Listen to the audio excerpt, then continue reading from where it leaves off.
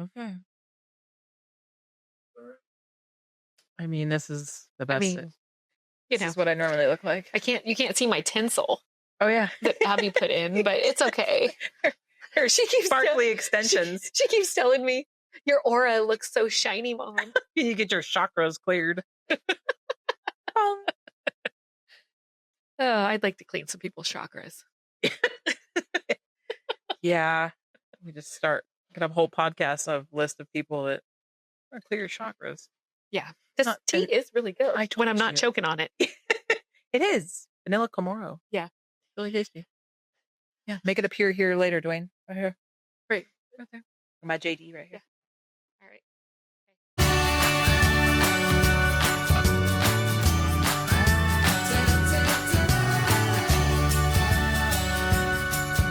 Okay. All right. Here we are. Yeah. Welcome back. I feel like we needed to start the song. What were you singing earlier? Oh, Up, Down by Morgan. Oh, yes. Oh, yeah. Okay. Yes. Our Okay. producer is asking us to tell everyone to like, subscribe, all that stuff. Hit the bell, that whole thing. Whatever that is on YouTube. I feel like we're way too old to be doing this. Well, we were looking at on those TikToks you watch. We were looking at the statistics of it, and it was making me laugh because Dwayne was like, "How come nobody's subscribing to it?" And I'm like, "Probably because our demographic doesn't know how to." I did have to tell my mom how to, and then I told my husband. He goes, "I'm not really a YouTube guy." So then I said, "Well, it's on Amazon." He goes, "I follow it on Amazon." Yeah. Okay. Yeah. So it's on Amazon. It's on Spotify. Everywhere. Yes. If you're watching us or listening, you can listen to us in the car. Probably already know. On the boat, on the train, in the plane. If you download it. Yeah. You could just watch it from a hotel room while you eat pho, like I do. Yeah. I mean, yeah, I listened to it on my 5-hour drive today. Not back to back, just one episode. Yeah. I find that listening to myself, though, is weird. So, anyways. Oh, yeah. I'm like, do I sound? People have to listen to this? Like, I know. Ugh. Yeah. Anyways. Yeah. We probably should really start. Okay. Welcome back to Besties, No Boundaries. Yep. We got it this time. Yep. Still getting that title down. I think that we figured out in this last week that we definitely, just from listening to past episodes and some of the conversations, we have figured out that we definitely don't have boundaries. No. There is no boundary for us. No, not really. And some of the things I've talked about, my mom's like, "Did you really have to bring that up? This is on the internet." So yes, I did. It's out and there. Mom, there's a lot more things that I could bring up that will be on the internet, but I won't. Headphones. Just get headphones. You can listen to it at work. Work on it. Yep. There you go. So yeah. Definitely not safe for work all the time. So anyways, I don't know. What do we want to talk about today? I mean, we've been tossing around a couple different things, and I just don't know where we're going to go with this. I think my phone just fell in the couch. I was like, what was that thud? Yeah. I mean, we have been on a kick at the moment. So the last episode was about workplace drama. Mm-hmm. Not drama, trauma. Trauma and drama, a little bit of everything. Trauma and drama all go together. Yeah. But we're kind of in this phase of trauma dumping. Yeah. So I don't know. It's up to you. I mean, I think, the trauma that we talked about that maybe we want to talk about, it's been 10, almost 11 years since I experienced it, but it's only been less than a year for you. So quite a year, yeah. I wanted to leave it up to you to open that door or window for us to pass through before. Right. We're going to unpack this. We're going to unpack it right now. Because there's things about what I went through that I don't think I shared with you. Mm-hmm. And I'm sure there's stuff that you went through with yours that you didn't share with me. Yeah. So just a little trigger warning. We're going to talk about miscarriage and infertility and all that fun stuff, because I'm sure there's a lot of people that are our age that have experienced it or that are still going through it. Yeah. I don't know what that was. You're good. Okay. Anyway, so little disclaimer, and you know this. I deal with trauma with humor. Yes. Or when, yes, sad moments, I have to deal with it with humor. So I'm going to probably make an off-color joke here or there, and you're like, "Ooh." But one of these days we'll talk about you losing your brother, I'm sure. Yeah. And that was one of them that I know you dealt with humor. He would appreciate it. He would have. He definitely would have. Yeah. So that's that's a little disclaimer that we're probably going to make some kind of joke, and it's going to be, you're going to be like, oh gosh. That's a good disclaimer, because I wouldn't have thought about that, because I just, you have such knowing the me. same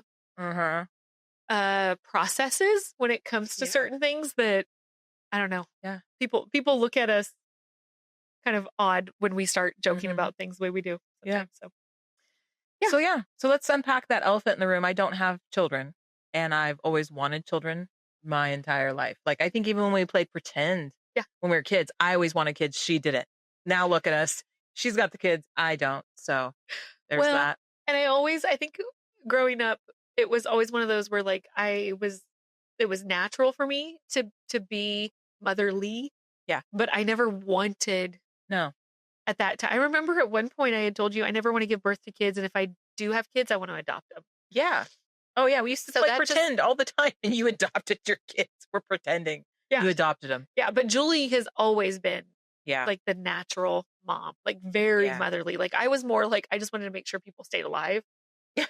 Survived. She was like warm. Yeah. Like a warm hug. Yeah. And so it's yeah.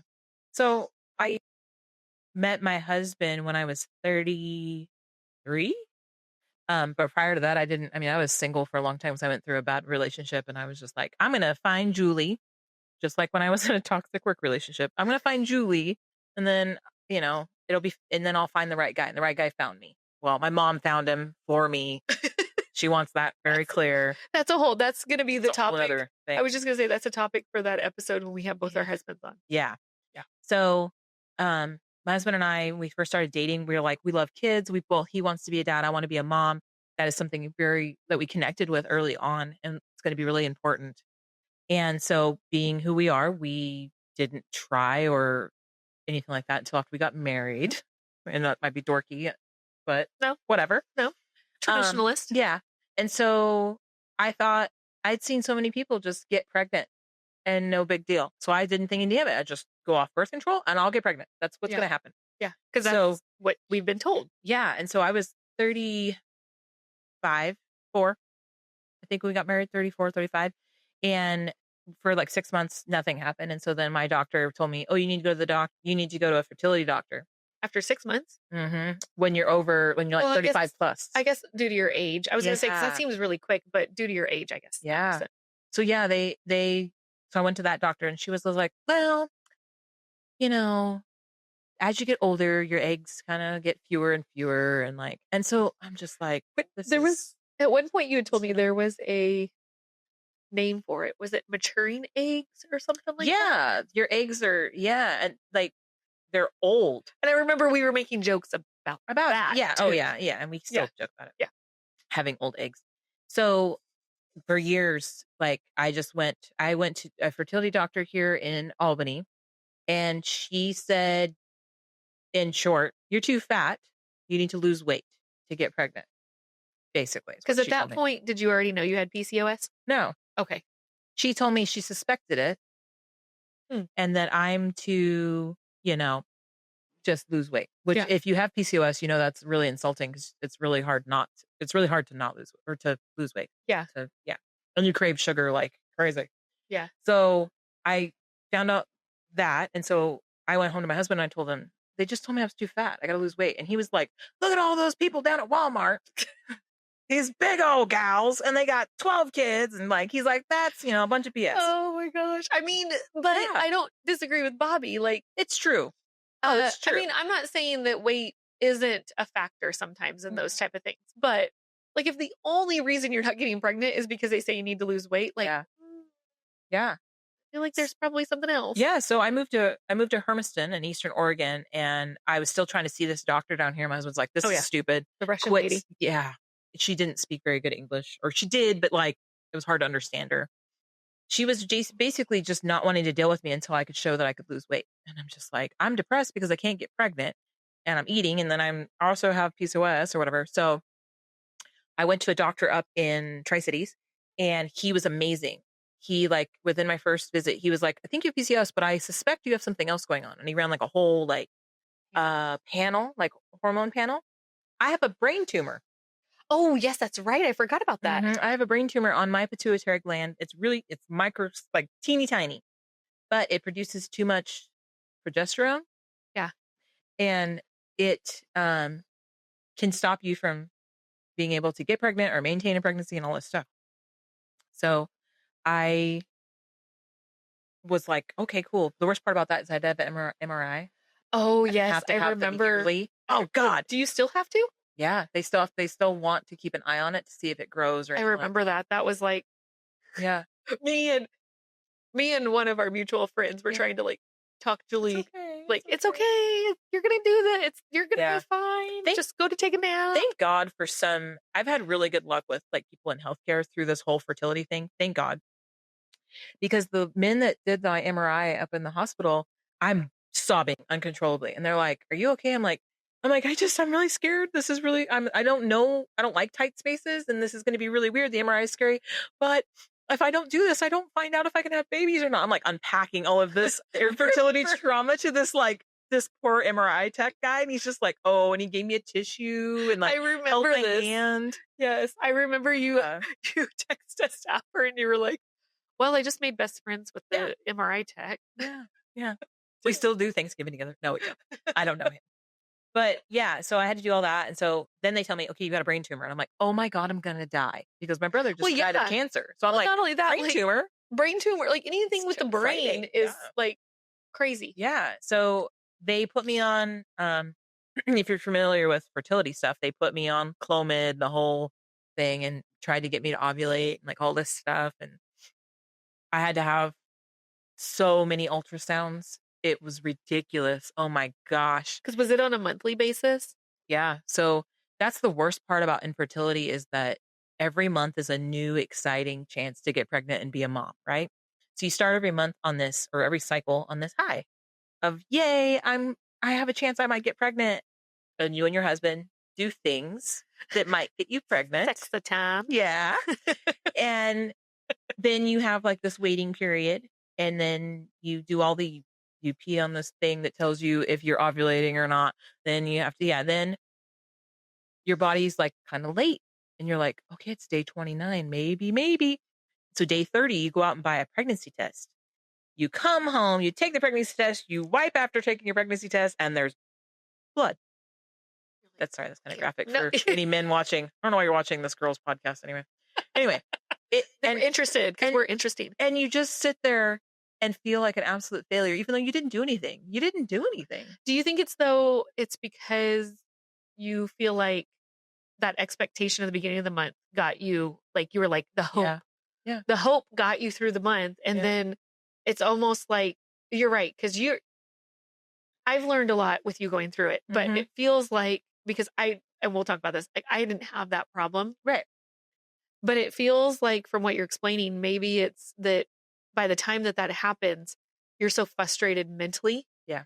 And physically, you don't know what to do different than what you've been doing. No. And the doctors just keep telling you, okay, try next month. Okay, try next month. Here's more meds. Try next month. And so come in for your ultrasound. Yeah. Come in for this. And then everything has to be timed. I had a meltdown in the drive-through of the Rite Aid pharmacy line because I had to take my medication. You have to take it at timed, like if you're... Yeah, it has to be like the same time every day. Yeah, and they closed for lunch.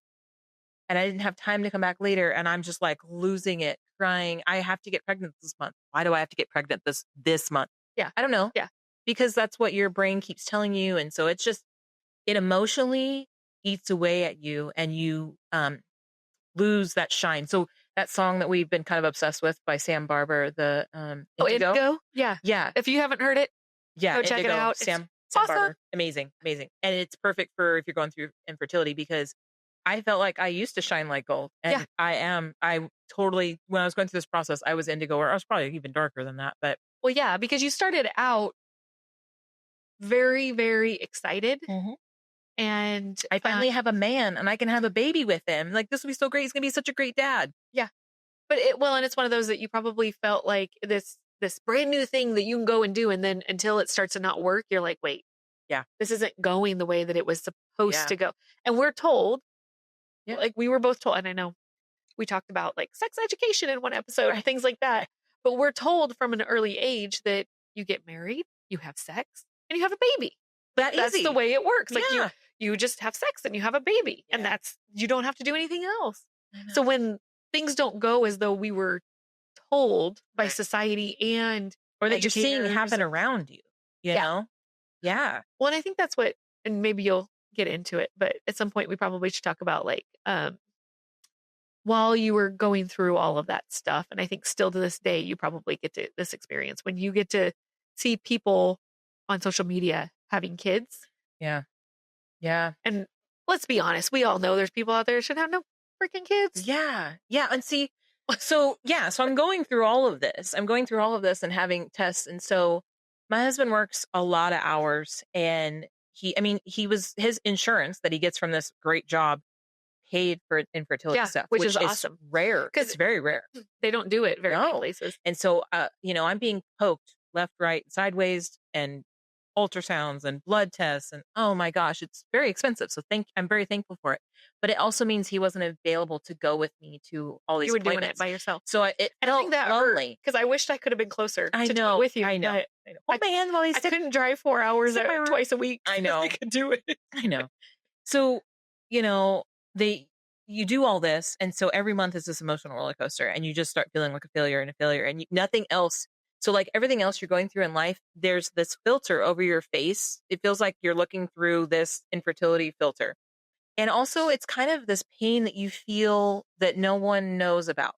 Yeah. And so when they don't know about it, they say stupid things like, hey, when you guys gonna have babies? Oh yeah. Like, hey, when my ovaries wake up and do their damn job? Yeah. Like, you guys have been married for a couple of years. Why don't you have? And also, we still get it. Again, I'm sorry, but as a society, we have got to stop asking people when they're going to have kids. Yeah, because there's so much to it now. Again, some people just shouldn't have kids, and other people have made that conscious decision to not have kids because they know they may not. It's not the right choice for them. Yeah, they wouldn't be. Yeah, or they don't have the. Just like you don't get a puppy when you don't have time to spend with it. Same thing with kids. Yeah, but yeah, so I went through all this, and I don't know. I also did a block on Facebook and Instagram. I stayed off of it for a little over a year. I was going to say, that was about the same time I had done mine. Yeah. And that was actually one of the best things. So if you're going through something like that or any kind of disruption in your life, get off social media. Oh yeah. Absolutely. But still watch our podcast. It's great. But it's not really social media. Yeah. You go to YouTube. Yeah. But like it'll even happen with me with TikTok. Even now, I'll see something that I wish I had in my life. And TikTok like knows that and shows you video after video after video of that. And so TikTok or Facebook, back when I did the ban, it was just showing me everybody's pregnancy announcements. Oh yeah. And all this stuff. So everybody was having kids. Yeah. And so now that's one good thing about getting into our 40s. Less and less of our friends we graduated with and things like that are having babies. Or they're becoming grandparents. That's happening. Yeah. One just announced she was a grandma the other day and I was like, no. That's what I tell my girls. Yeah. I am not. I know. I am excited for that. Yeah. I'm excited for that, too, but I can wait. I can totally wait. We got like great aunt. I want like 10 to 15 years. Yeah. That's maybe even more. I want to be close to retire. Anyways. Yeah. So anyway, went through all that and it just dawned on me one day, I'm just going to stop all my fertility treatments. I'm just going to stop them.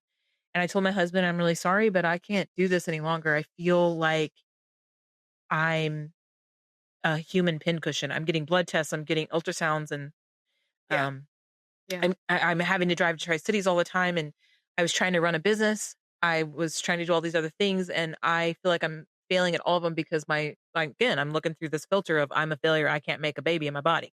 Yeah. So I just and he was amazing at it.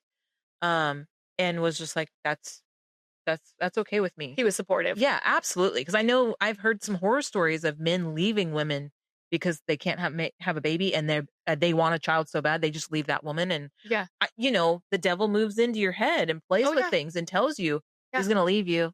You can't have babies. That's what women are supposed to do. That's the most simple core thing. Yeah. So we just stopped all fertility treatments, and boy, at first you feel guilty. I felt it was really hard to tell my mom because my mom's wanted grandbabies for a long time. And I told her, I'm not saying I won't have grandchildren. I'm just saying I can't do the drugs and the tests and stuff like that anymore. Yeah. So everybody was pretty on board with it. And, I was really ashamed of my infertility for a long time. I don't think I even told, like I didn't want my sister to know because she had children and I didn't want her to feel like I was jealous or anything like that. Yeah. And so, lo and behold, last end of May. I was just going to say, I think it was May. My period didn't come. And so I was like, oh, I've lost my period, because with PCOS, your periods will just go away sometimes. Yeah, that's right. I remember because at one point, it was the weirdest thing. They put you on birth control.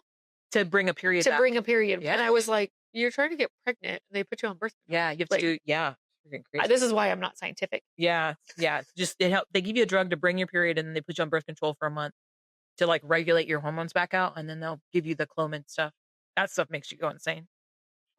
Anyway, my period was gone. It was like 2 weeks late, and my husband was like, let's get a pregnancy test. And I'm like, no, because I'll just come home and I'll have blood, it just stupid. Won't be. And so he's like, no, let's go. So he went with me to Walmart. They lock those suckers up at Walmart. Also, like, who is stealing the pregnancy test at Walmart? You can go to like steal it from the dollar clinic get them for free. Yeah, the dollar store. There you go. Yeah, and so like they open up the cabinet at the Walmart, and this guy's behind us. He's like, oh, I need something out of there too. And the lady's like, okay, what do you need? He's like, I need a plan B. And I'm over here like, mother. See, and that's what I think. That's what I don't think that people realize, that I have learned through your journey and being your friend through this journey in infertility, is how those things, like, you become a little bit more sensitive. You do. Because to your point, like, this guy over here probably had a one-night stand with a hooker, and now she's pregnant. Something like that. I don't know. It could have been his girlfriend or wife, but I'm just saying. You're a lovely woman. Mentally, that's probably what you're thinking. Like, oh, great. This is probably like her third oops this year. Yeah. And here I am just trying to get a pregnancy test and not fall apart. Yeah. At a Walmart. And she's asking me like which one I want. And I'm looking at my husband. He doesn't know. I'm like, I don't know. I'm not really sure what I need. She's like, are you early or are you late? This pharmacy lady from Walmart. She's trying to help, but she's really gruff. Like, I think she's a part of a motorcycle gang on the weekends. So she's like, you're early or you late? Like, what are we looking for? And I'm like, she's an old lady. I'm like, I'm late. And she's like, okay, then we don't need the early response one. Here you go. So I'm like, okay. And so it came in a 2-pack, and I was like, okay, I got this. So I go home, I take it, and I like come sit back in the bed with my husband. And then I go back and look at it, and it says pregnant. And I'm like, no, this is wrong. No, I'm not. And you're in this like whole denial state. And then I just start sobbing, and he comes in, he's expecting it to not be pregnant. And he's like, what's going on, babe? And I'm like, it's pregnant. And I'm just like shaking uncontrollably. And so he hugs me. He's really great about it again. He's really excited. We're like, oh my gosh. He's like, okay, well, you need to call your doctor, and then we'll get official, because these things could be wrong. But I want you to take another one later. Just to verify. He's Dr. Bob. Oh, yeah. Yeah, Dr. Bob. So I took one later. It was still positive. I think like 4 days go by, and I go to my doctor. It wasn't my doctor. They get me into like a clinic, a PA or whatever she is. And so this lady comes in, I do my test, whatever. She comes in and she goes, were you wanting to be pregnant? I was like, well, I mean, I was told I would never have babies by several doctors. Yeah. Now I would never have babies. And she's like, well, you're going to have one. And I'm just like, we're like crying, and she's crying. She's hugging me. It was like this whole magical experience. And then it was really great, and it was awesome. And so my husband goes home. He's like, we're going to tell our parents. I'm like, I don't know. I'm really scared. I don't want to tell people, because I know 1 in 4. I know all the statistics. I got them all memorized. Yeah. 1 in 4 pregnancies end in miscarriage. And my body likes to get rid of things it doesn't like. Yeah. Like all my extra organs. That's a whole other.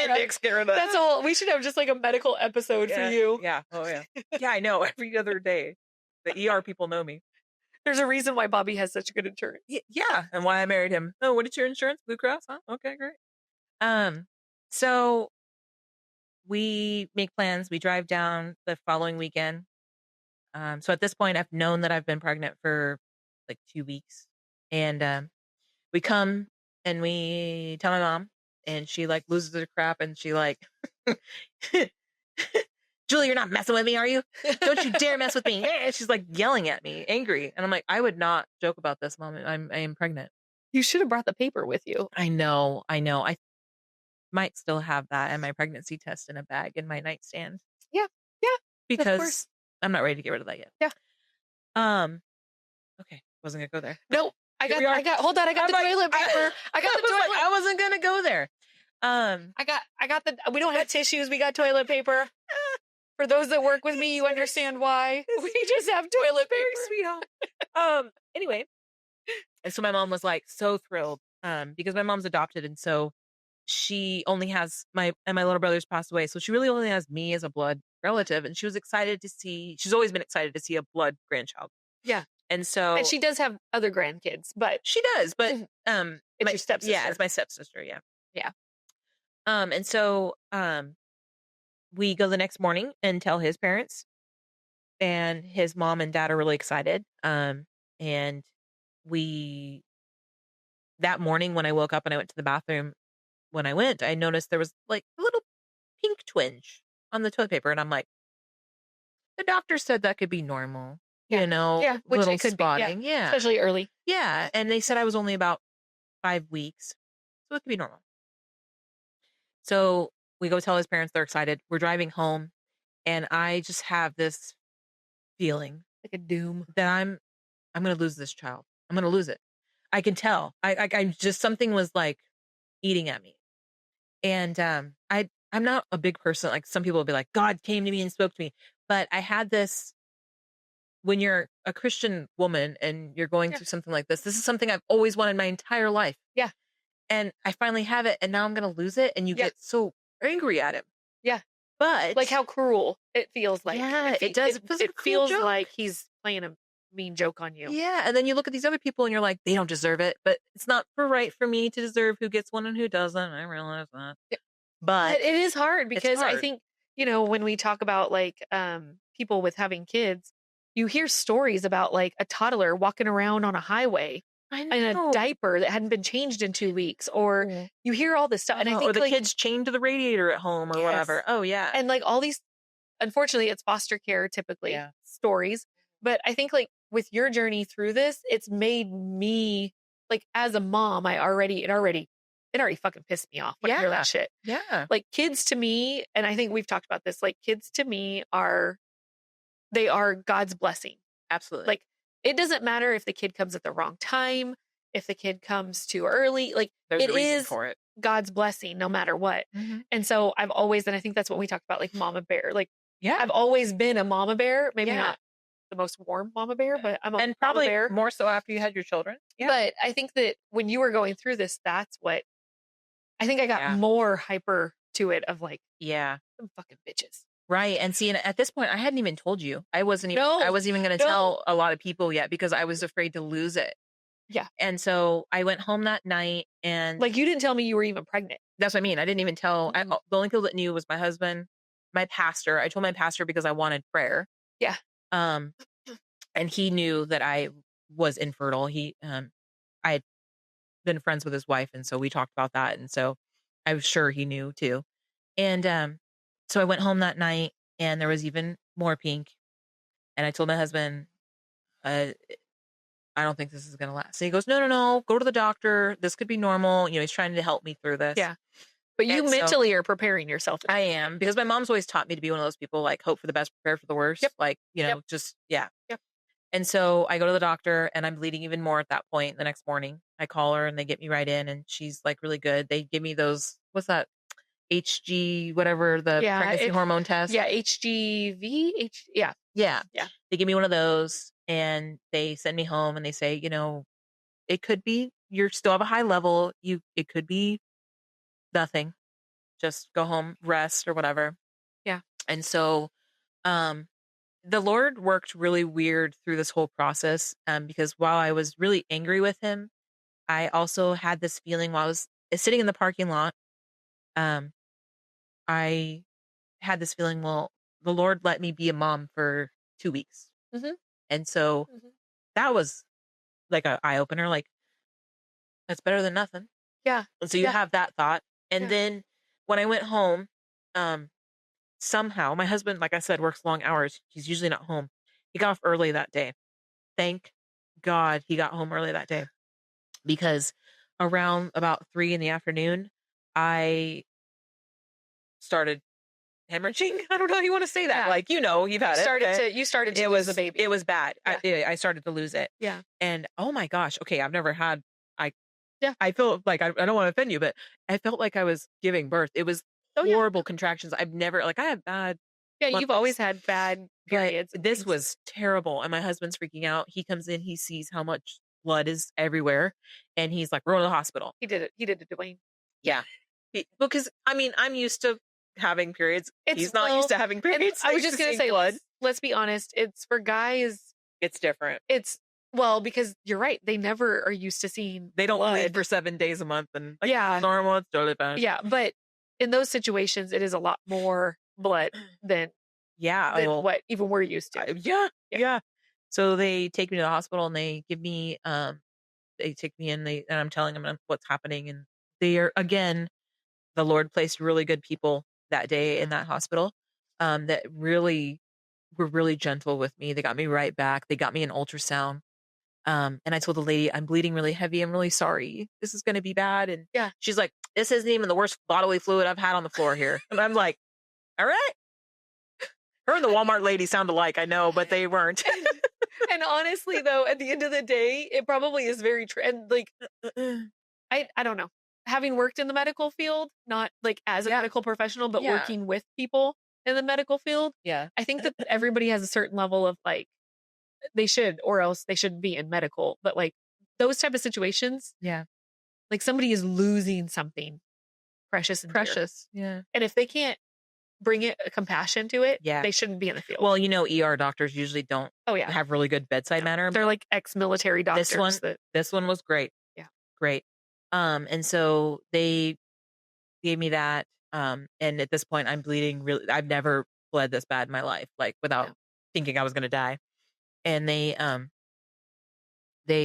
brought me to my room or whatever. And I told them I was kind of dizzy, and they're like, well, you're losing a lot of blood. This is normal. Like, okay. So then they got a fertility doctor on staff to come over and talk to me. And he told me all this stuff about, well, you have PCOS, and I'm looking at the ultrasound, and your baby wasn't going to live. It didn't have a fetal pole or something. My eggs are old because I'm 40. I was a month away from turning 40.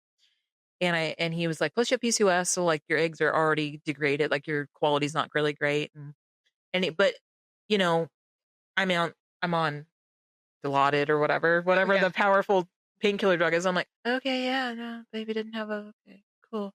And it's kind of really surreal. And I'm going through it on my end, and I look over at my husband, and you can tell he's going through it too, but he's got it all locked down. He keeps it together pretty good. Bobby locks it all down. Yeah, he's very well. Pretty good.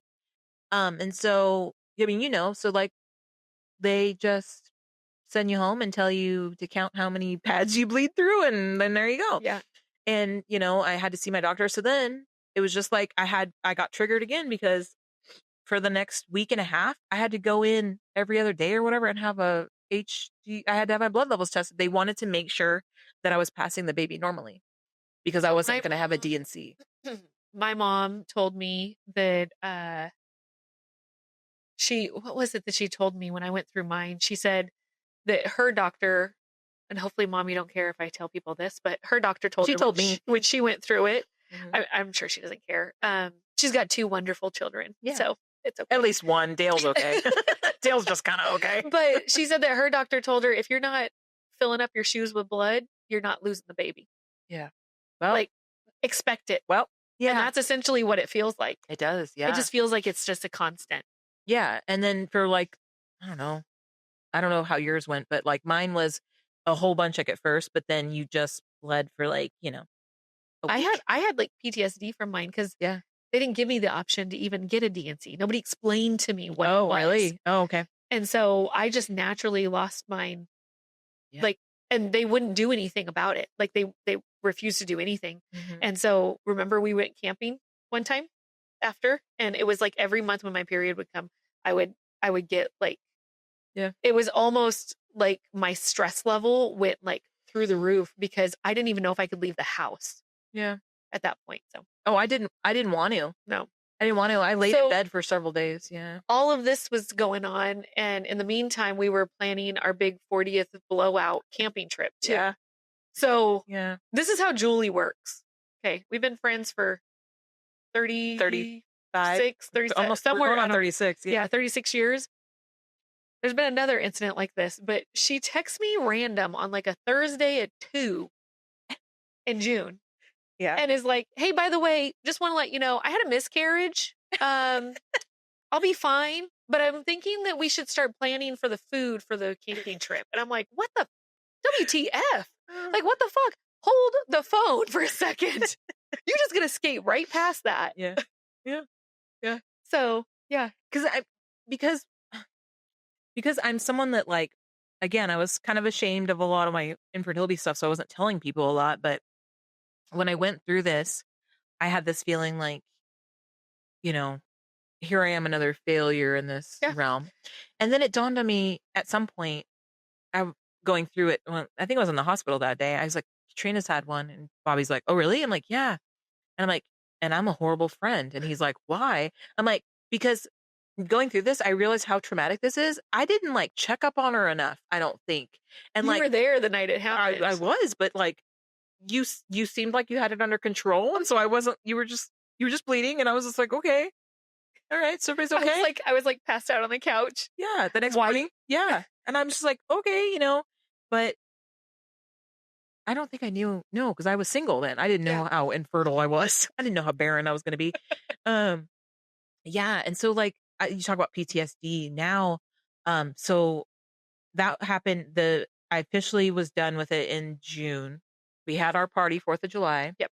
And so I was getting back to normal. I was okay. You had told me I started my first period after that on that trip. I think you had told me that you put it all in the box. You had taken it off the shelf. Yeah. All the trauma, put it back in the box and put it back on the shelf. Yep. And I thought that box was okay. And I thought I left it there and it was fine. But as I work remotely, but I do travel down here once a month or so, or a lot right now. Yeah. That's why. She's prepping for something. Yeah. And so it was in December and I was driving and it's 5-hour trips. So you know how your mind wanders. Oh yeah. Okay. Yeah. And so my mind just wanders to, if you had still been pregnant, you'd be like 7 months along right now. Wow. My stomach would be pretty big. I'm like having this I'm having this fantasy in my head. And then I just sobbed for probably 3 hours of that trip about like all this stuff started coming back that I had like put down in that box. And there was no one there to like well, my dog was in the back seat, but he doesn't. You didn't want to talk to Jake? He's more concerned that I'm crying than anything. And it was heavy and it was there and I couldn't get rid of it and I couldn't shake it. I went through Christmas and like a couple comments got made at Christmas about my miscarriage, not maliciously. Like my mom said something and then my sister had said something and they weren't being mean about it. They just brought it up, something like that. Yeah. And it was just bubbling under the surface and no one knew. Well, the night before we left Christmas, I told my husband, I'm dealing with something and I gotta let it go. And my husband's just like, I just start sobbing and telling him like, oh my gosh, I wonder who she would have been. Because like in your head, she was a girl. Apparently in my head, she was a girl. I don't know. And I just started losing it. And he's like, babe, this was 7 months ago or whatever. And not that he was being insensitive. He wasn't. He was just confused because he's like, I thought we dealt with this. And he thought I was good. And I was good. And I told him that it unearthed something. And I can't shake it. And I can't I can't get over this. And so till about mid-January, I was having a hard time going to church. Yeah. Because I don't know what's up with my church, but like they're a bunch of super breeders. They got like, no one there has less than 3 children. And they're lovely people. They're great people. I'm not saying anything bad. No. But they like. But it's hard to be. They have a baby every year. It's hard to be around people. I can only imagine. It would be hard to be around people that have something that you so badly desire. Yeah. It's like, this sounds horrible and I shouldn't refer to it, but it's like if you wanted a brand new car and you still had to drive that jalopy. Yeah. And every day you show up to work where there's Maseratis. Yeah. And it just like you're working so hard to get that Maserati. Yeah. And I know it's not a car, but still. Yeah. And it seems like everyone else is just getting free Maseratis. Yeah. That's what it feels like. Yeah. Yeah. And some of them that don't deserve it because you're doing their work. Well, and these people at church, they are lovely people. They are great parents. I have no issue with it. But it just seems like, I'm pregnant again. Yeah. I'm pregnant again. And I'm in like Q3 going. Yeah. Yeah. Man. And it makes you ugly inside. Like I said, it makes you, and I was having a hard time going to church because there's all these crying babies in the back. And I'm here to talk to God, but I can't talk to God because I'm really angry. Yeah. And I'm, not at those people, but, and not necessarily at God. I'm just angry at the situation. Yeah. And again, you feel indigo. Yeah. But I think that's the thing with miscarriages that, and we've talked about this a little bit. So when I had mine, I already had 2 kids. Right. Katie was 5. So okay. I couldn't remember. Yeah. So, I mean, I had a 5 and a 7, 8-year-old somewhere in there. So it wasn't like, this would have been like the bonus kid. Mm-hmm. Really? Like, and what? Hopefully a boy. Yeah. Yeah. A boy. Poor Dwayne. But it wasn't, so I always tell everybody mine probably felt a lot different than yours. So even though we both had miscarriages, mine came from a very different place because different I wasn't, situation.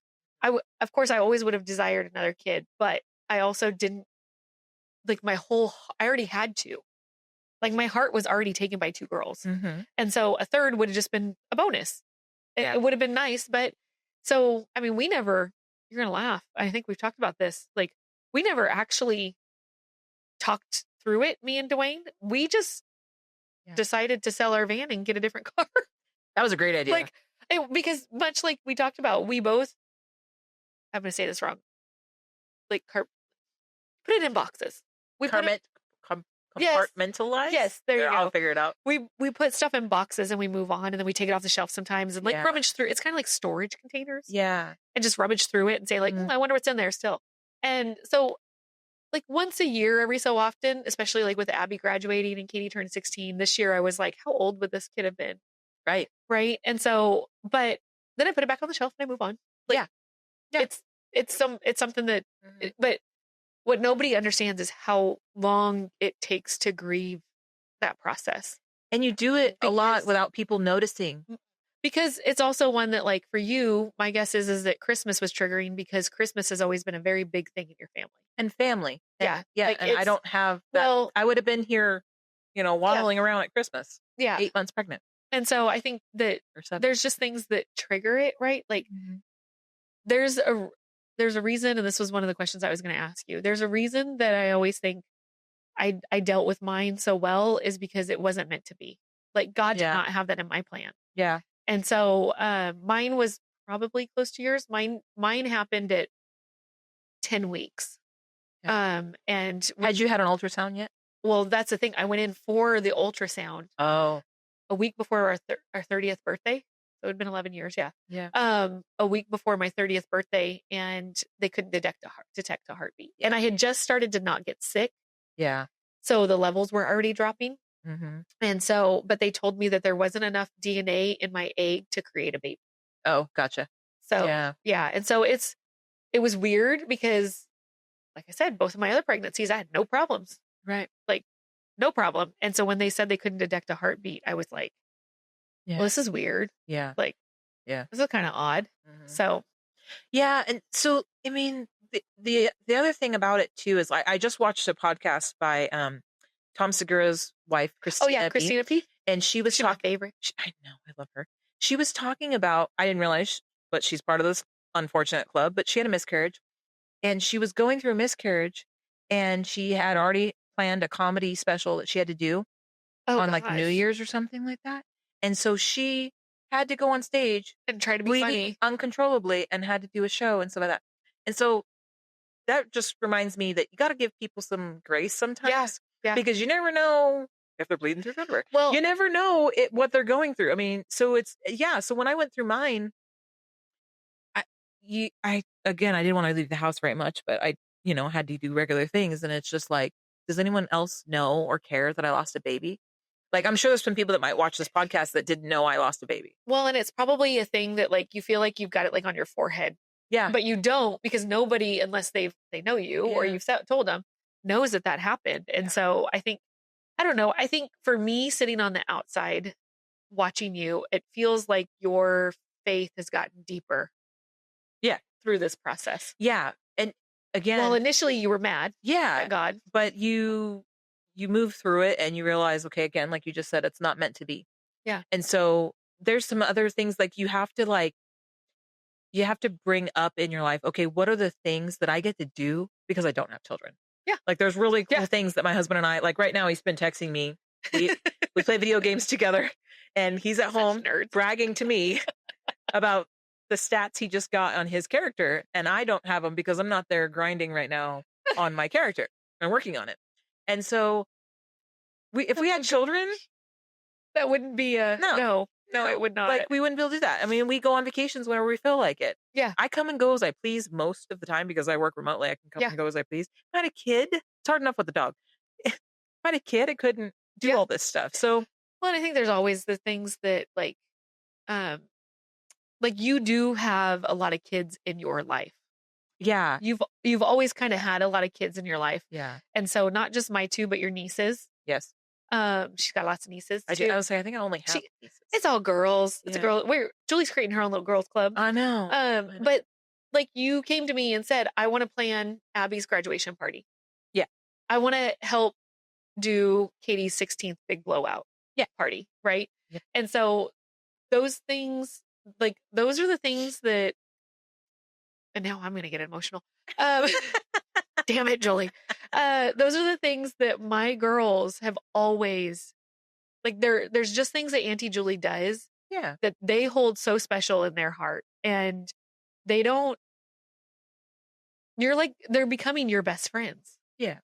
Yeah. Right. And so like even your nieces, as they grow too, like you get to take one of them with you when you want up to your place to hang out for. Yeah. She's already got a whole summer planned now. Yeah. But I think that that's the thing that even though you don't have kids, and if you did have kids, the girls all would still adore you. Yeah. But I think because you have the ability to do the stuff that you do, they look at it as, I'm cool. Well, it's not just that you're I'm not really cool. It's that they kind of like look up to you in a way that, you know, you've got handed kind of a shitty situation when it comes to wanting to be a mom. Yeah. And they look at it as like, if Aunt Julie can do that, and move through it, I can do anything. Yeah. Yeah. And so I think there's always a secondary effect. Yeah. Yeah. And it's just, I mean, you have to just, okay, this is the cards I'm dealt, you know, because people say, I know they don't mean this mean or anything, but they say things that are irritating after you've gone through this, like, oh, at least you know you can get pregnant. Yeah, cool. And now I'm terrified to ever get pregnant again. Yeah. Yeah. Thanks. Like, I don't want to go through this again. Or the one, at least you lost it early.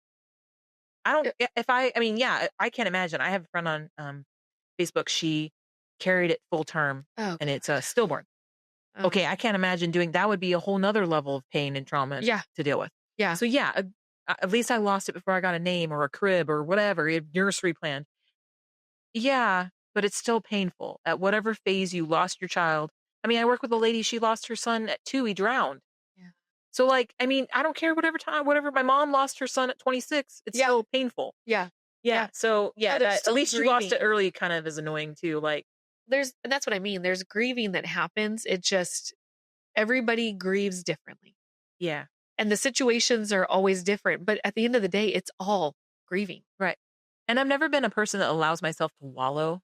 Yeah. So that's why it was irritating when I cried that whole time. Well, that's what, you know? So that's one of the things that y'all should know about us if you don't know, is that we both hate being emotional. Yeah. Like it's not, so this topic, we've talked about since the beginning of talking about doing this podcast of like, when do we bring this up? Because we both absolutely do not like being an emotional wreck to the point where usually when we talk about this, the last time that we talked about it outside of your miscarriage was at a bar in Bend. we were on a trip with a bunch of friends, and one of the friends that we were with also didn't have kids. Someone poked a hole in the veil that I keep. Yeah, because she always keeps the like, I'm great. I'm cool. And when you poke at that veil, sometimes it doesn't stay. And I don't know if she knew that she was poking at it. No, they weren't doing it mean. No, and it wasn't, but she was actually talking about herself. Yeah. And I think that's when Julie, and we also had been indulging in adult beverages. We had some ciders. We were doing a little bit of a bar hop in downtown Bend, and we ended up in a bar. And then my husband told us that we had to be quiet because we were like sobbing in the wine. I was ugly crying. I was ugly crying at a bar. Yeah. And so, which I think we were catching some looks. I forgot that this happened. But we were And it wasn't just me and you. I think they were too. We had 2 other females with us, our friends. And they were also like, we were just like one big sobbing female. I think I apologized the next morning to them. I was like, I'm really sorry. They're like, no, Julie, it was fine. But historically, that's the only time we talk about it is when we kind of like let all our inhibitions go and let our hair down and just, I want to say. It was because you said, I'm willing to be your surrogate. I'll carry your baby for you. And then, Julie's had a couple drinks and Trina poked the veil. That's who did it. And I was like, she's going to carry my babies. It was so I have said since the moment you found out that it would be hard to have babies, that I always said I would be willing to be your baby oven if I needed to. Oven, And so we did laugh though. Was it when we turned 40 when you were like, I think you're officially too old now, Catrina. I don't think you can do it anymore. I said it's okay. You can sign off on that. Yeah, you don't have to. I was like, well, I could still try. I mean, there was that mom that was in her 50s that had her daughter's baby. My mother-in-law had my husband and she was 44. So I mean, but I could still do it. Oh my gosh, how many kids? I might have to really work 5 kids already. My body after. Yeah. That's the only benefit of having my kids as young as I did. That was the also scary part when I was sitting there and that first nurse told me that I was pregnant. I was like, okay, I'm going to be 40. That means my child will be graduating high school. I'll be freaking 58. Oh my gosh, I won't be the hot mom in the carpool line. I wasn't going to be anyway, but now definitely not. But you know what? Okay, so here's another thing. I have, because the girls, as they've grown up, I have met parents that are older. Yeah. Like I know somebody that's 10 years older than me. She is like the most kick-ass person to know. Like there's a part of me that's like, damn, I kind of wished I would have waited to have my kids so I could have, like when you're 21 and you find out you're pregnant, you care about what everybody thinks. Sure. Right? Your kids always got to be clean. Yeah. You got the Pinterest nurseries going. Yeah. When you're in your late 30s and you have a kid, if this would be me, if this was me, I would have been like, again, I got no fucks to give. Like, I'm going to raise my kid the way that I believe my kid should be raised. But when you're so young, you take everybody's advice into consideration. Sure. Oh yeah. I mean, and I will be honest, the biggest voice I had in my head, which wasn't a bad thing, was always my grandma. Right? Yeah. My grandma, my mom and my mother-in-laws did really well at kind of just like leaving me to explore motherhood. Yeah. My grandma, because I looked up to her so much, she was kind of the end voice all the time. Yeah. So. Yeah. Oh yeah. My grandmother would have been that way too. She was still alive. Definitely. Yeah. Yeah. But yeah. Yeah. So, I mean, it's just another scar that we all have our scars. They don't define us. Yeah. And I refuse to let it define me. Like we were talking last time, about your identity is not, Julie, I can't have kids. Yeah. And people still ask, like at church, some people have asked, like, you guys don't have kids or whatever. And usually I make a joke about, as we have sick humors. Yeah. Usually I make a joke about, no, if I had kids, I'd have to share my Lego with them or something, something silly. And it changes the topic. But I was at a women's meet one time, and these older ladies were like, oh, you don't have children? I'm like, no. They're like, how come? Okay, lady. That's a little intrusive. Yeah, and I tried making a joke and throwing her off. How come you don't wear thongs? Yeah. I don't know. Maybe you do. Yeah, well, she'd probably answer me. So, you just have to, like, maturing in this, who I am and, whatever, you kind of learn these little tricks to, like, change the subject. Or some people, like, one lady asked me at church if I would help her start the moms group at church. Oh, God. And I was like, I'm a dog mom. I tried to throw it off like that. And I was like, for dogs? I told her, I was like, oh no, I don't have kids. She's like, you don't? And I'm like, no, I can't. So I'm like, I'm going to drop this. I can't have kids. And she was like, oh, and I was like, I don't like to do that to everyone, but like, I was annoyed. But those are those moments where you're like, God, please help this moment be a mark in her life where she remembers to not ask people these type of questions. Yeah. And I don't think anybody ever does it maliciously. Purposely, yeah.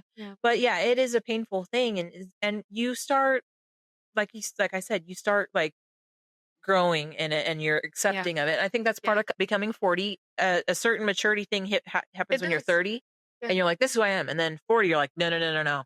This is who I am. Now I've solidified it. Yeah. I've got this down. Yeah. And so, to this day, I don't do anything to like make sure I don't become pregnant. Yeah. But if it happened again, I'm not going to lie, I'm going to be terrified.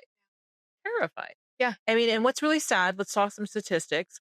Infertility, it used to be 1 in 8 women experience fertility. Now it's 1 in 6. They believe by 2026, it'll be 1 in 5.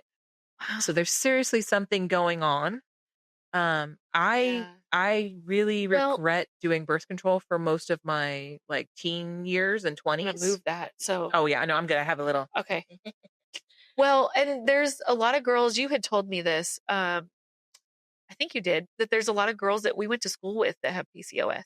Yeah, and I can spot. What's really sad is I can spot people now in public that you can tell have it. You can tell they have it by their body type or hair. I think it's just it's a it's an individual thing. Mm-hmm.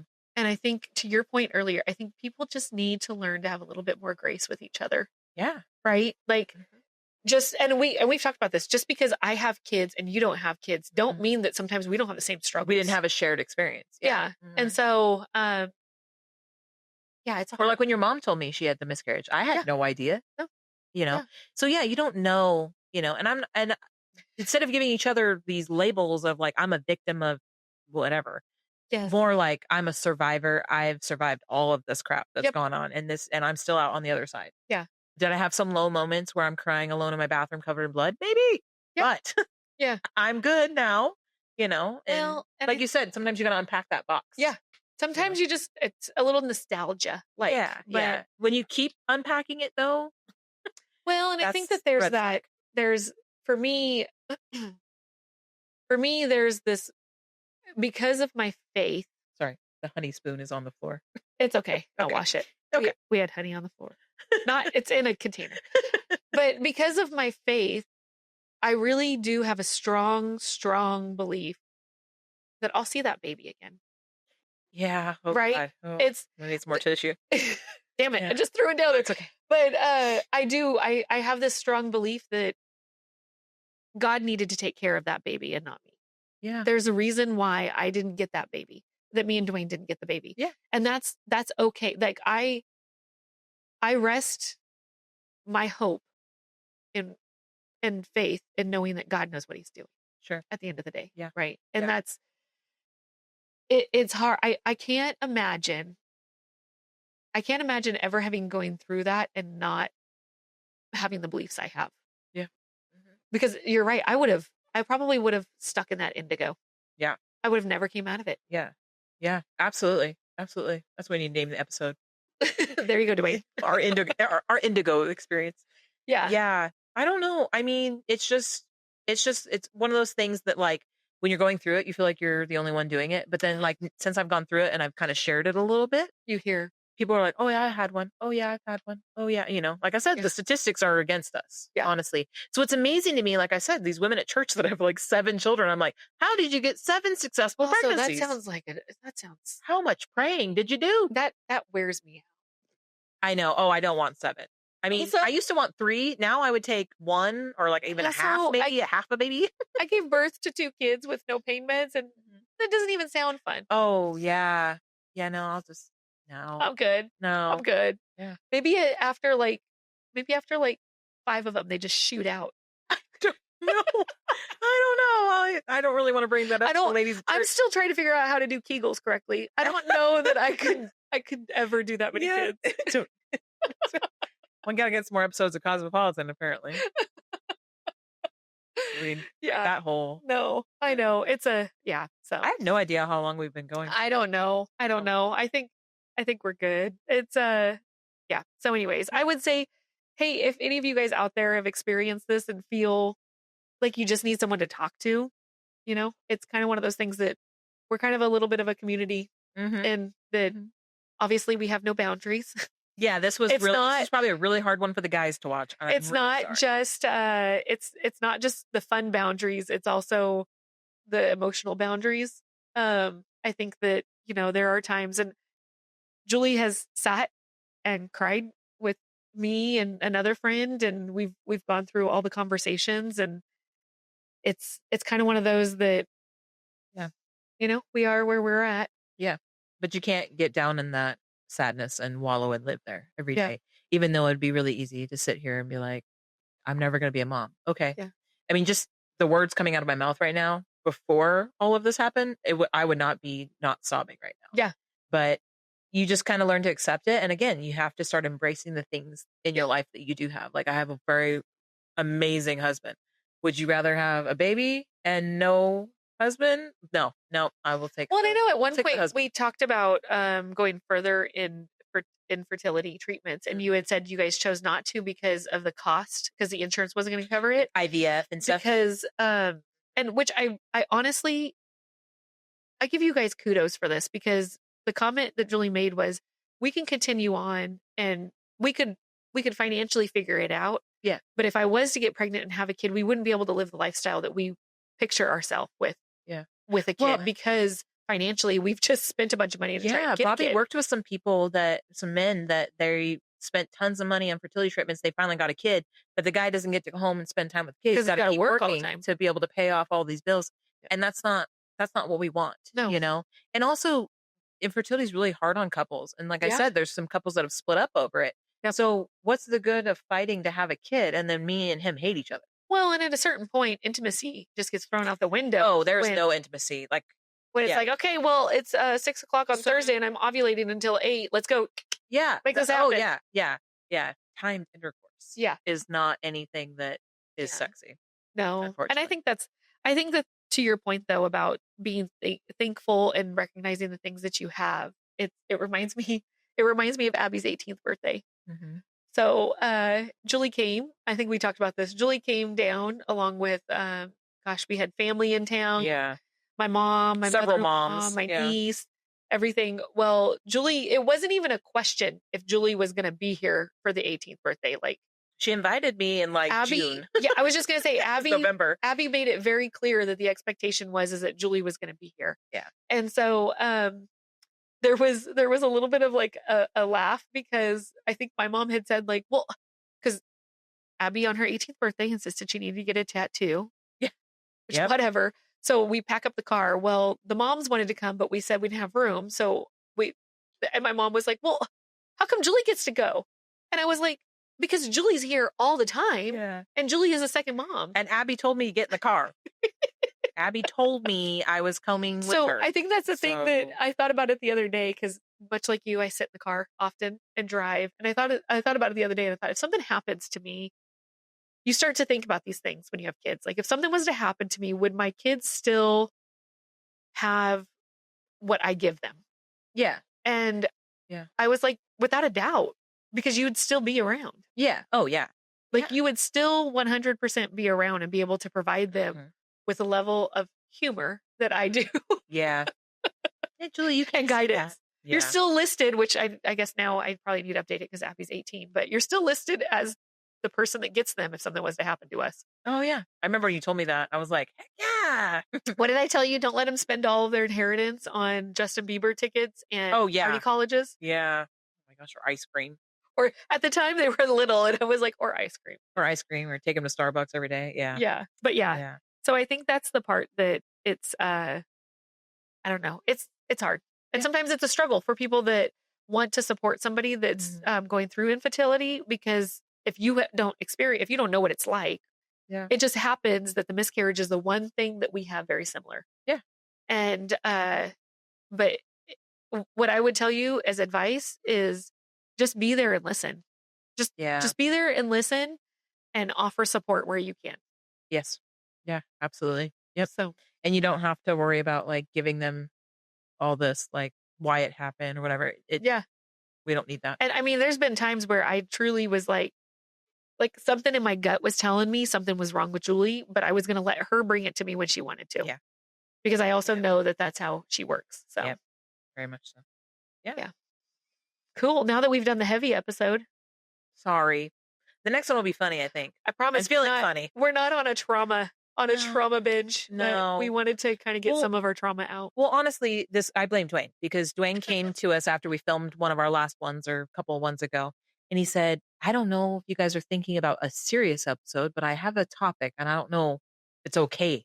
And we're like, what? And he's like, I think you both have had a miscarriage. I think you need to, when you're ready, let's talk about that. Let's, Yeah. And so I blame him. It was a good poke. And I was like, you know what? I do, because of, like I said, January, I was really struggling. And so I was like, yeah, I want to tell the world that I can't have babies and that I did try to have a baby in my body. You're surviving. Yeah. And I'm fine. Yeah. I got a lot of video games. I got a lot of Lego. Yep. I come and go as I please. Yes. Basically. Sure. So, yeah. Oh, gosh. Well, thank you for hanging with us while we dumped out some of our trauma. This is probably one of the first conversations where we've only had to get tissues once. Yeah. So we're doing pretty good. I thought I was going to cry more. It's pretty good. Doing pretty good. Pretty good. So, yeah. Yep. Okay. Cool. Well, until next time, don't forget, wherever it is, like it, subscribe it, hit the bell so you don't miss a video. Yeah. And leave comments. We would love to hear from you guys on what you would like to hear about us, because we're kind of open books. We just don't think that we're interesting, so we try to find things that we think people would find interesting to talk about. Yeah. Exactly. Yeah. Or if you think this is enough, we need to quit, go ahead and write that down too. We won't do anything about it, but you can tell us. But for sure. Yeah, cool. All right. Bye, bitches.